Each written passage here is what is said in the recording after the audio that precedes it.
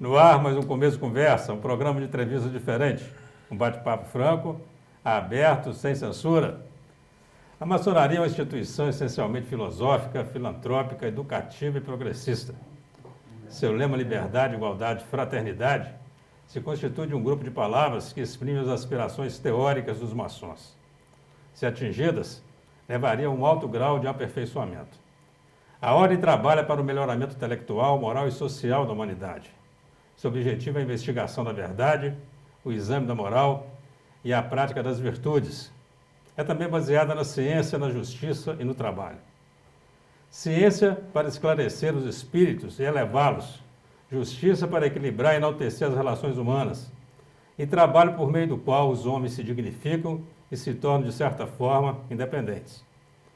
Nosso convidado se destaca pela prática de todos esses ideais e por mais de 12 anos está dedicado às causas maçônicas. Foi eleito grão-mestre estadual do GOB-MG, o Grande Oriente do Brasil e Minas Gerais, tendo sido empossado para o período 2019-2023.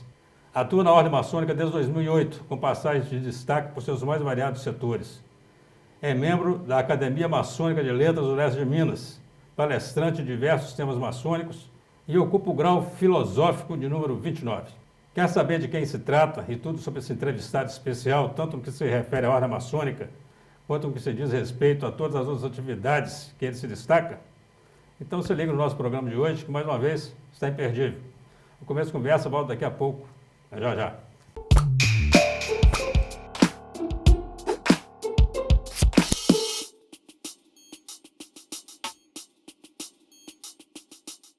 Olá, estamos iniciando mais um Começo de Conversa aqui pela UNEC TV, mantida pela Fundação Educacional de Caratinga, programa que também é transmitido pela TV Sistec e pela TV Super Canal. Hoje, mais uma vez, com um convidado para lá de especial. Ele possui pós-graduação em Direito Constitucional, sendo autor de vários artigos publicados ao longo de sua carreira profissional, atuando como palestrante em diversos eventos especializados na sua área de atuação. Fundou um escritório de advocacia que leva o seu nome, com participação nas áreas do direito securitário, financeiro e empresarial, entre outros, com profícua atuação e resultados significativos. É membro da Associação Internacional de Direitos de Seguro, integrante do Conselho Deliberativo da OAB Prev-MG, na condição de suplente. Natural de Ibiá, Minas Gerais, e nascido em 65, é casado com Maria Márcia Barbosa Galvão, com quem tem 3 filhos. Lorena Barbosa Galvão, Ana Maria Barbosa Galvão e Clécio César Galvão Filho. Ele reside em Belo Horizonte, onde desenvolve suas atividades profissionais. O grão-mestre estadual do Grande Oriente do Brasil e Minas Gerais, Clécio Galvão, é o convidado de hoje do Começo de Conversa. Doutor Clécio, seja muito bem-vindo aqui ao Começo de Conversa. Professor Eugênio, um grande prazer retornar a essa terra querida de Caratinga. E principalmente para estar aqui, começando essa conversa tão agradável com essa terra hospitaleira. Para nós hoje, representando o Grande Oriente do Brasil, Minas Gerais, é uma honra retornar a essa terra por um momento, inclusive, muito especial que teremos uma cerimônia maçônica hoje de inauguração do marco em praça pública. Bacana. Que vai firmar a posição, reafirmar até a posição da maçonaria nessas terras que presta relevantes serviços à comunidade. Bacana. De Ibiá para Belo Horizonte, como é que é essa história aí? Uma história profícua. Eu saí de Ibiá com 6 anos, né, com meu pai, então comerciante, vislumbrando o crescimento e a formação dos filhos, se mudando para a capital, pensando exclusivamente na formação dos filhos. Muito bem, seu pai exercia que profissão? Meu pai era comerciante. Comerciante. Perfeito. Bacana. Então você foi garoto para BH? Sim, né? Sua formação se deu em Belo Horizonte? De fato, eu comecei a minha formação lá em Ibiá, eu muito prodígio, eu entrei no pré-primário lá. Como eu já sabia ler e escrever, terminado o pré-primário, a diretora chamou minha mãe e falou, o Clécio pode ir para o 2º ano. Então eu não cursei o 1º ano, eu saí do pré para o 2º e dali eu já fui a Belo Horizonte, ali eu comecei, né? Também trabalhando com meu pai sempre no comércio e segui a minha carreira até que eu cheguei aos 18 anos que eu ingressei no Exército. Ah, é. Aí você passou pelo Exército, mas eu fui servir no Exército. Serviu o Exército normal? Servi o Exército e dali eu segui carreira por um bom tempo. Eu fiquei 8 anos no Exército. Ah, é? Muito bem. Saí cabo, me formei sargento e adorei a vida militar, mas chegou um ponto que eu não me comportava mais no Exército, eu aspirava mais. E a carreira me limitava. onde eu optei por vontade em sair do Exército e fui me engajar no mercado de seguro até a convite para sair do Exército, aquela época, né? Muito bem, então no Exército você já foi trabalhar com seguros? Você Já fui trabalhar com seguros. E trabalha até hoje? Trabalho até hoje. Fundou uma empresa, inclusive, nessa... Fundei uma empresa que já está com 29 anos de dedicação à fraude em seguros. Quando eu saí do Exército, eu fui convidado a montar uma estrutura de combate a roubo de cargas. Ah, bacana.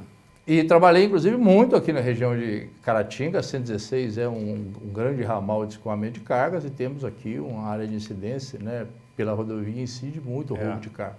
E fazer o acompanhamento do... Acompanhamento de roubo, inclusive em investigações, né? Ah, bacana. Então, trabalhei muito aqui na região de Caratinga, isso já, e parece uns 5 anos atrás, cerca de 35, 40. Então, né? trabalhou também, então, diretamente com a Polícia Civil também. Exatamente. Bacana. Lembro da época aqui, doutor Márcio Bittencourt era delegado, o juiz aqui da região era o doutor, parece que Prati, se não me engano, né? A memória foge um pouco, o tempo passou, mas temos boas lembranças aqui. E o direito? O direito veio já casado, pai com família já, né? E aí veio o direito que era a grande aspiração, onde não tive condição de me formar mais novo, porque era rimo de família. Então eu tive que seguir o caminho natural de produzir para ajudar a família, para depois sim, já casado e com filhos, me dedicar ao direito. E veio aquela grande paixão que estou até hoje já aí, né? Hoje como advogado militante.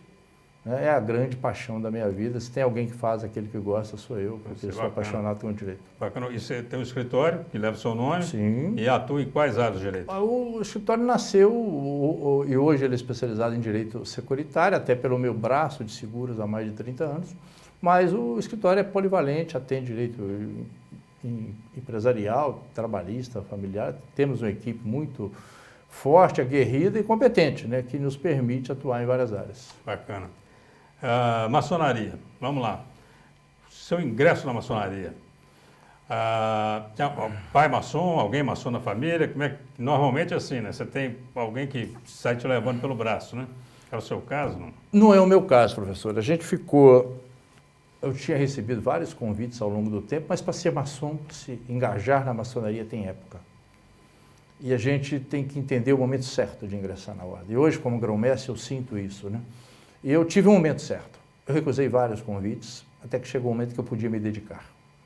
Tanto é que com 12 anos de ordem eu sou grão-mestre. Que eu me dedico integralmente hoje à maçonaria, é uma dedicação apaixonante. E posso dizer, a maçonaria cultua a prevalência do espírito sobre a matéria. Nós acreditamos, né, na continuidade da vida. E eu tenho a convicção que eu já fui maçom em outra existência. Tamanha a afinidade que eu tenho com a ordem. Com 3 meses de maçonaria, eu sabia de cor os rituais. Nunca li um ritual maçom, nunca peguei um ritual para ler. Então isso está, no que a gente chama na massa do sangue, isso veio, está impregnado no meu espírito. Então é uma continuidade de uma formação.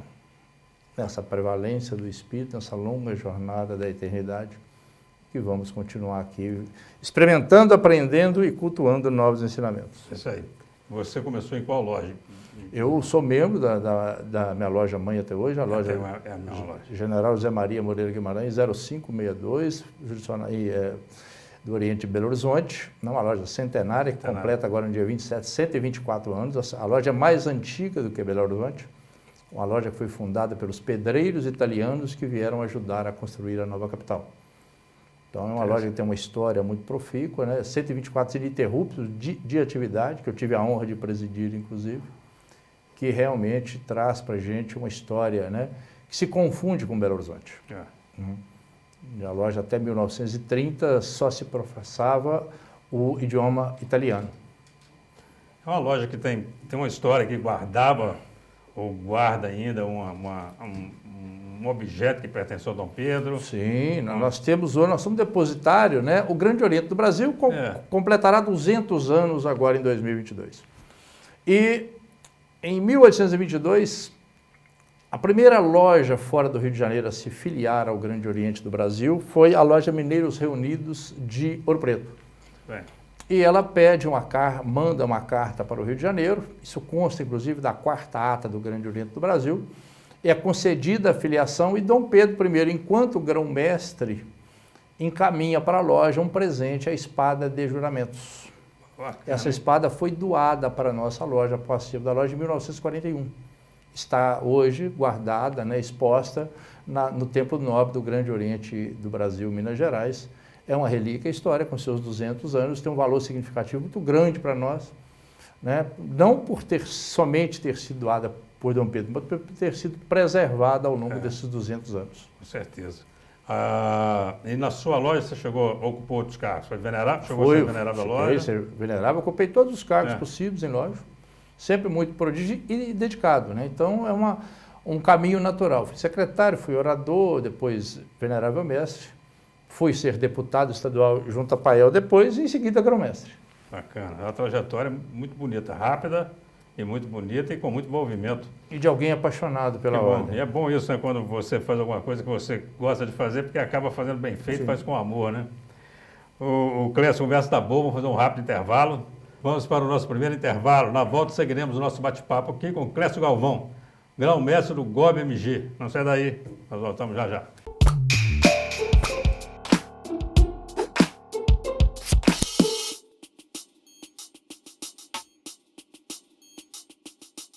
Estamos de volta com o começo da conversa, hoje recebendo o Dr. Clécio Galvão, grão-mestre do GOB MG, e também exerce diversas outras atividades na capital mineira. De Belo Horizonte e Caratinga hoje, visitando aí as lojas maçônicas, né, Clécio? Com certeza, né? Vamos aqui com a agenda cheia hoje, amanhã, né? E Bacana. com muito prazer estamos aqui de novo. Fala para o nosso telespectador, a maneira assim bem sucinta, né, o que é a maçonaria, qual o objetivo da maçonaria, porque a maçonaria, toda vez que você fala de maçonaria, sempre para o cidadão comum um mistério, né? Eu falo cidadão comum, eu que não milita na ordem, né? E essa ordem cheia de segredos, cheia de sinais. Dá uma palavrinha aí para o nosso pessoal. Professor Eugênio, é muito interessante isso. E vamos me dirigir ao cidadão para entender que desmistificar um pouco o que é maçonaria. Maçonaria é uma associação civil como outra qualquer. Temos sim as nossas liturgias, a nossa ritualística, mas não temos segredos. Temos sede própria, estamos abertos ao público. E a maçonaria visa trabalhar o ser humano. A nossa matéria-prima é o ser humano, é o homem, a transformação do homem, no seu aspecto moral, intelectual e espiritual. Então, estamos aqui como maçons, como seres humanos, como sociedade, para contribuir para a formação de um mundo mais justo. A maçonaria é parte da história do Brasil.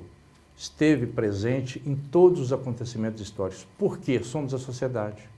A maçonaria em si não faz nada, os maçons fazem, mas a maçonaria, enquanto entidade, depende dos seus membros. E nós temos, sim, o dever e o compromisso com a sociedade de contribuir para um mundo melhor. Bacana. A pessoa que está nos ouvindo agora, vamos supor, está lá o rapaz nos ouvindo e pensa assim, eu tinha vontade de ser maçom. Qual que é o caminho? Primeiramente, ele tem que ser indicado, mas o Grande Oriente do Brasil está num processo inédito de experimento diante dessa nova fase da vida. Nós temos no nosso site www.gob.org.br o que a gente chama de formulário de interesse. Quem tem interesse em conhecer a maçonaria, se tornar membro dos nossos quadros, preenche lá um cadastro que será procurado por um maçom, passará por todos os nossos filtros e, quem sabe, poderá vir a se tornar um maçom. O que leva a essa iniciativa? Isso não está sendo uma inovação aqui do Brasil. Isso foi implementado primeiro pela Grande Loja Unida da Inglaterra, que é a loja mãe, que fez esse experimento e deu certo. Então, o Grande Oriente do Brasil está trazendo para o nosso território essa iniciativa. Não sabemos se ela vai vingar, mas ela existe. Se você tem interesse, visite o nosso site, preencha o formulário. Nós vamos fazer contato com você. E quem sabe você pode não vir também a fazer parte da nossa ordem. Bacana. Quantas lojas no Grande Oriente, Minas Gerais, Clécio? O Grande Oriente tem 365 lojas espalhadas por todo o estado, com cerca de 12 mil obreiros. Todas as regiões de Minas? Todas as regiões de Minas. Estamos aí representados. Nós só perdemos em capilaridade para a Igreja Católica. A maçonaria é a segunda instituição em capilaridade no Brasil. Nós estamos em quase todos os municípios. A Igreja Católica não, ela está em todos. Então a maçonaria tem uma penetração na sociedade muito grande. Deixa eu aproveitar que você falou em igreja católica, eu quero saber de uma maneira geral as igrejas, né? Relação maçonaria, religião. Como é que funciona isso? Se confundiu ao longo do tempo, doutor Eugênio, que maçonaria era religião. Maçonaria não é religião.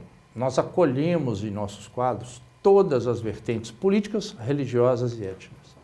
Então a maçonaria tem por prisma a crença em Deus, qualquer que seja o entendimento desse Deus. Nós respeitamos todas as religiões. Então a maçonaria prega um sectarismo religioso, porque nós acolhemos todos. Então aí, em razão disso, a maçonaria muitas das vezes foi combatida por algumas vertentes religiosas, porque ela admite a todas as vertentes. Nós respeitamos o livre-arbítrio do ser humano, sabendo que o Deus é único. Nós normalmente o cultuamos como grande arquiteto do universo, porque em respeito a todas as religiões. Então, a maçonaria não abre nenhum dos seus trabalhos sem invocar a proteção do ente superior, o qual todos nós, e para ser maçom, tem que acreditar em Deus. Se for ateu, não pode ser maçom.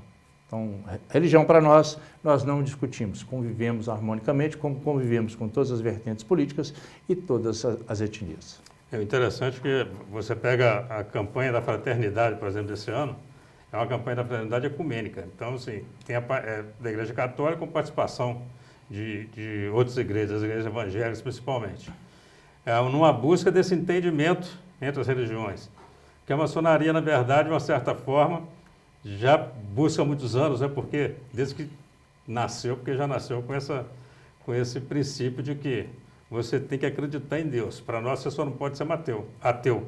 Mas pode ser espírita, pode ser evangélico, pode ser católico, pode ser para a ordem. Sim. E se nós voltarmos no tempo, professor, Cristo, quando veio, não criou uma religião nova. O Deus é único. Cristo falou do mesmo Deus e fala do mesmo Deus. Cristo trouxe uma nova visão desse Deus. Então, a religião é coisa de homem, não é coisa de Deus. É feita pelos homens. Por isso, nós temos várias vertentes religiosas, porque cada ser humano entende esse Deus de uma forma.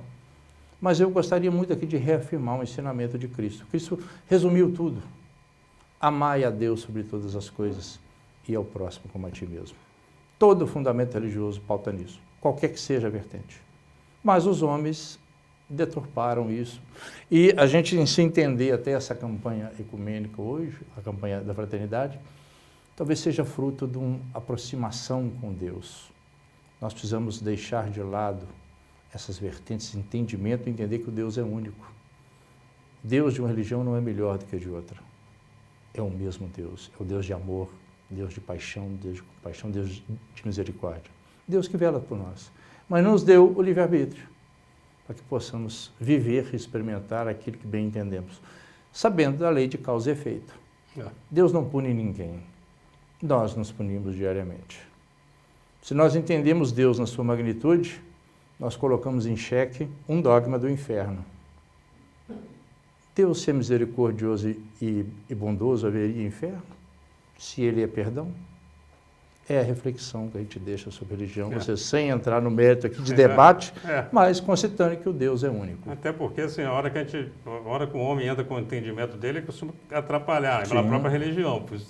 Você vê países brigando por conta da própria religião, quer dizer, a briga por Deus, é o meu Deus, é o melhor que o seu, então é uma coisa totalmente sem sentido. Se nós entendemos a reforma protestante, foi um entendimento da realidade pelos homens. A Igreja Católica condenava a riqueza. Peraí, eu posso ser rico, mas posso ser também um devoto. Ser rico não é pecado. É pecado o que eu faço, né? É pecado nesse bom sentido negativo, né?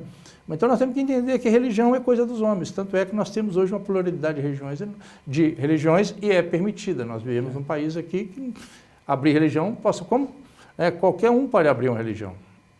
O que é religião? É conversar com Deus. A maçonaria ela tem um registro, né, de participação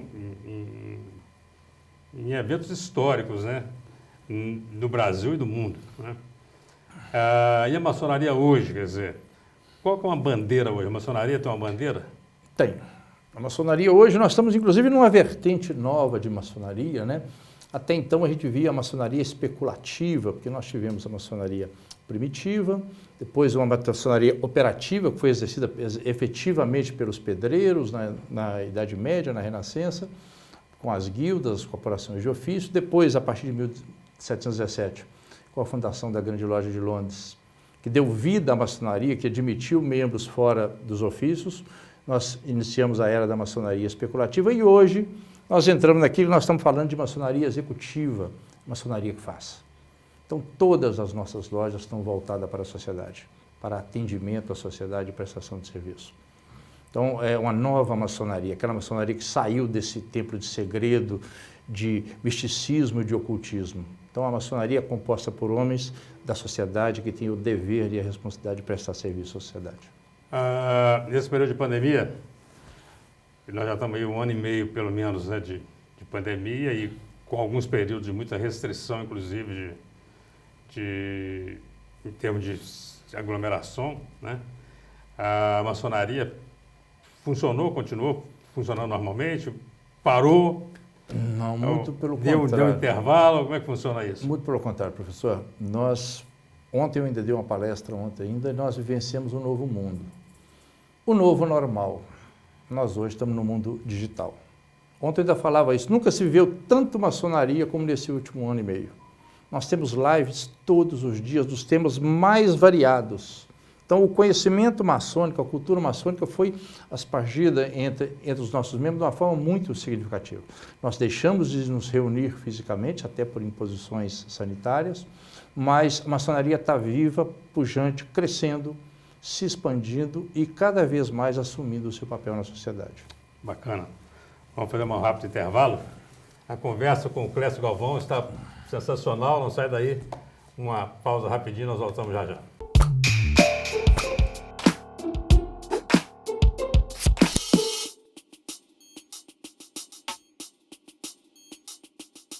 Voltamos para o terceiro e último bloco do Começo de Conversa e a sequência do nosso bate-papo com o Dr. Clécio Galvão, aqui pela UNEC TV.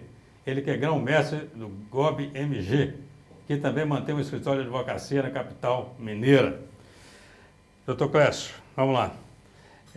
Eu te fiz uma pergunta e você dissertou bem aí sobre maçonaria e essa relação com a religião e maçonaria e política. Vamos lá.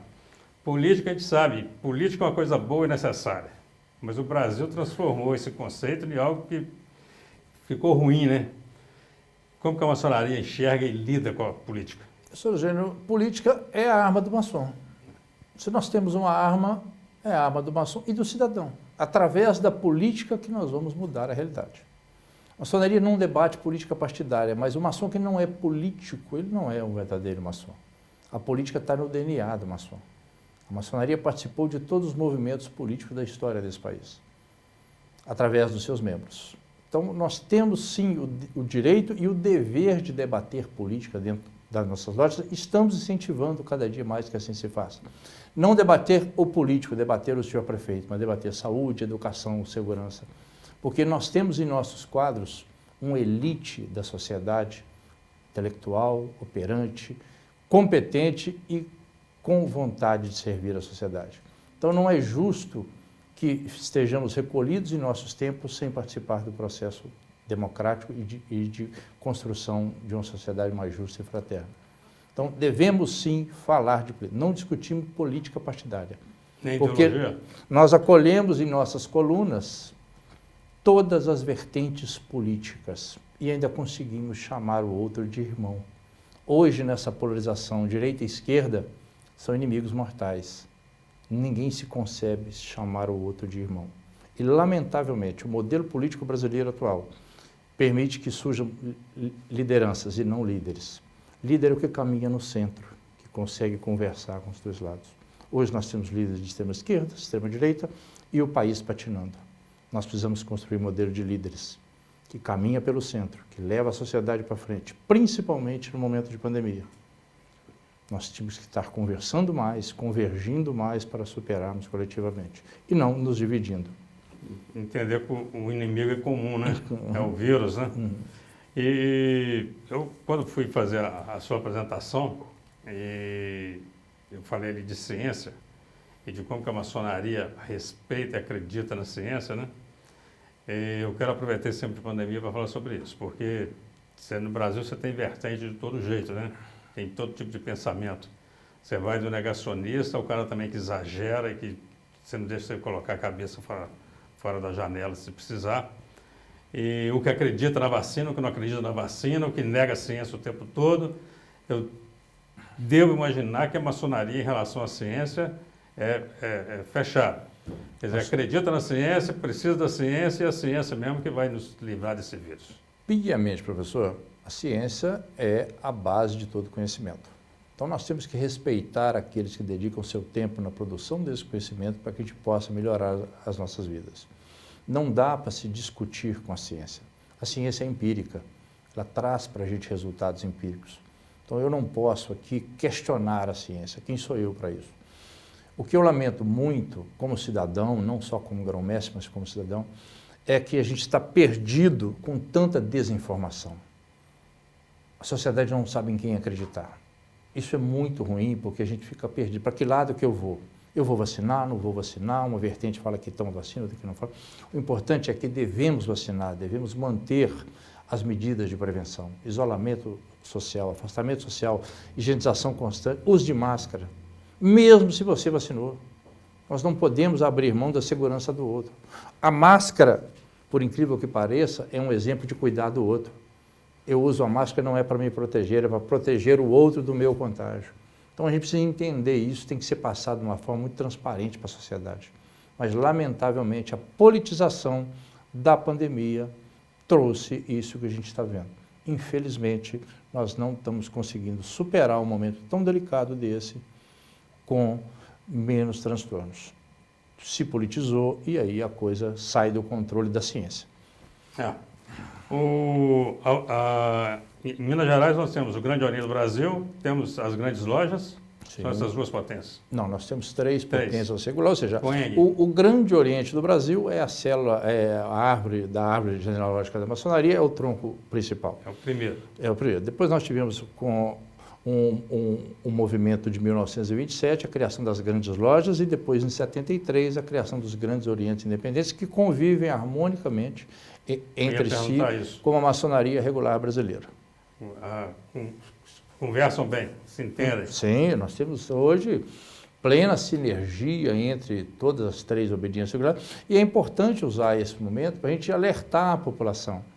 A maçonaria não dá patente, mas nós temos que entender que existe uma regularidade maçônica. Né? Eu posso abrir uma loja maçônica onde eu quiser, mas essa loja maçônica fundada, e nós temos muitas lojas maçônicas com um espírito extremamente mercantilista, e a sociedade tem que ficar atenta a isso.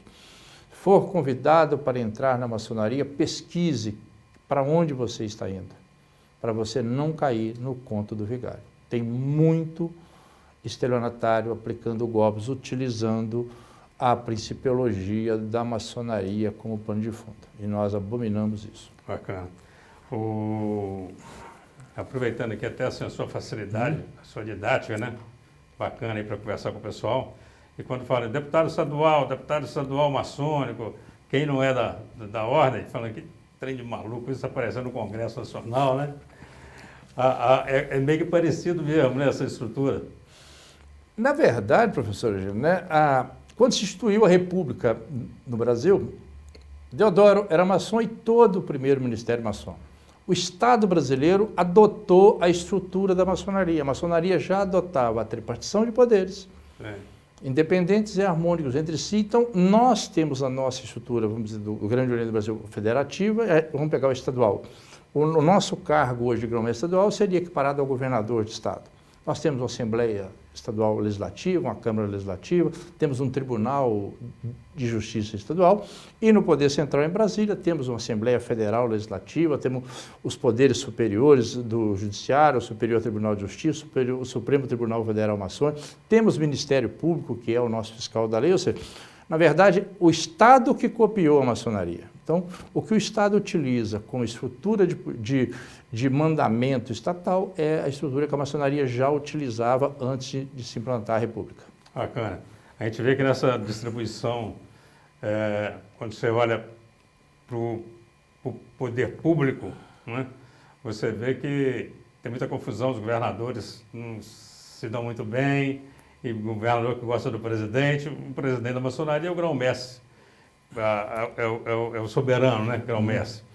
A maçonaria, o entendimento é mais fácil, né, Clécio? É mais fácil porque nós temos um grande diferencial do mundo aqui fora. Nenhum dos nossos cargos de direção são remunerados. Toda a nossa atuação é graciosa. Nós não recebemos nenhuma remuneração para ocupar cargo na maçonaria. Quiçá a classe política brasileira assim fosse. Nós teríamos certamente uma outra realidade. Podiam copiar isso também, né, rapaz? O que é bom deveria ser copiado, né? Copiar a estrutura, mas não copiar o modelo. Trabalhar de graça, o senador trabalha de graça. Com certeza iam aparecer os candidatos que realmente quisessem fazer algo pelo país, né? Nós precisamos afastar o interesse econômico de qualquer munus público, né? E a maçonaria prega isso com muito prazer, né? A gente tem prazer em servir. Bacana. Doutor Clécio, te agradeço muito, nosso tempo acabou. Muito obrigado pela sua atenção aqui em dedicar esse tempo ao nosso programa, nessa sua vida Caratinga. Foi uma oportunidade ímpar, né, da gente falar da sua vida profissional, falamos de maçonaria, falamos de outros assuntos. Eu tenho certeza que o telespectador ficou feliz com isso. Você tem um minuto aí para suas considerações finais. Você vai se dirigir para essa câmera aqui e deixar um recado aí para os telespectadores da UNEC TV, TV Sistec, Supracanal TV e para os internautas. A câmera é sua.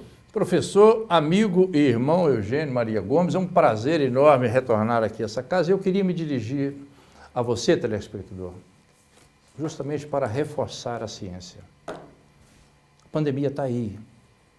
Nós precisamos fazer a nossa parte. Depende da gente. Afastamento social, higienização constante das mãos, uso de máscaras. A vacina vai chegar para todos.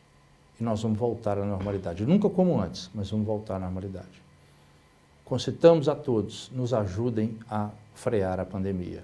Mesmo se vacinado, não abra mão das medidas de prevenção. Nós precisamos superar esse momento. Muito obrigado a todos vocês e que a gente consiga superar isso sem menos, apesar das milhares de mortes, que a gente lamenta muito, mas precisamos seguir a vida. O sol vai nascer amanhã e a vida continua para todos. Muito obrigado pela oportunidade, parabéns pelo programa, pela iniciativa. Foi uma honra estar aqui. Obrigado, meu irmão.